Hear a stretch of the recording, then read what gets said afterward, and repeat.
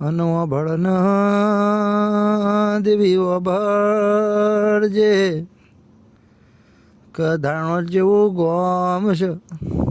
એ ગોમમાં બાવાની મઢી છે બાવાની મઢીમાં ચેવી વેળા બની છે એ ગોમના ધૂણામાં મનછાનાથ બાવો હતા એ બાવાના ચલમના ચીપિયામાં જહુ જેવી માતા હતી અને મારી જહુન જેવો રૂઆબ હતો મારી જહુ જેવી માતા હતી કા મારી જહુ જબરી જેવી માતા હતી આ માતાને વખણાતી જે જેવું રતન ચમક